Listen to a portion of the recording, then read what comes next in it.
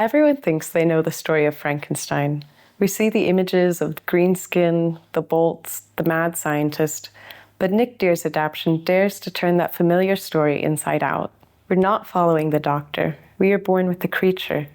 We experience the world through his eyes, a world of beauty he can't touch and cruelty he can't comprehend. This production is a raw, visceral look at what happens when a creator abandons his creation. The intensity of this play demands a level of emotional commitment and truth from the actors that is breathtaking to watch. The questions Mary Shelley raised 200 years ago about ethics, responsibility, and what it means to be human are now more relevant than ever. This production strips away the myth to find the painful, beating heart beneath the surface. It forces us to ask a difficult, timeless question.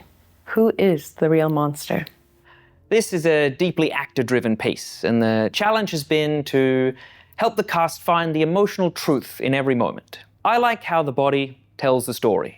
And this play is incredibly physical. We've spent countless hours on the movement, the creature's rebirth, his first tentative steps, his growing rage. And since the creature begins without speech, every physical choice is rooted in desperation, in hunger, in base instinctual urge.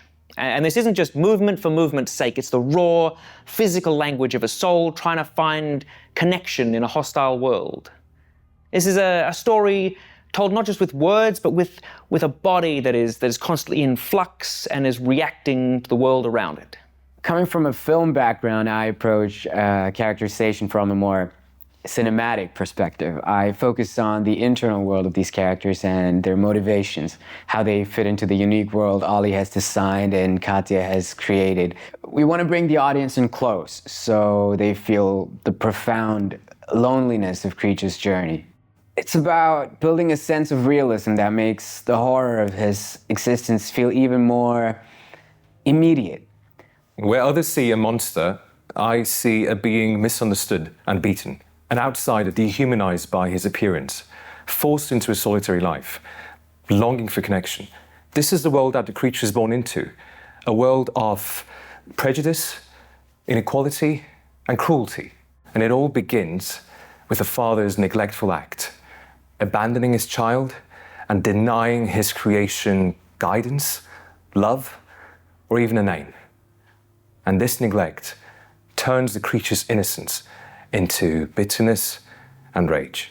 Victor's intentions are certainly to him noble. He is unable to cope with death, so he tries to master life. But his unchecked ambition and single-mindedness blinds him to any and all ethical concerns. So when the dream turns to nightmare, he rejects his creation, his son or shadow self, out of fear and guilt and shame and not cruelty. This self-obsession and cowardice prevents him from considering the critical questions of creation versus responsibility and knowledge versus power, and ultimately this leads to his destruction and he becomes a monster.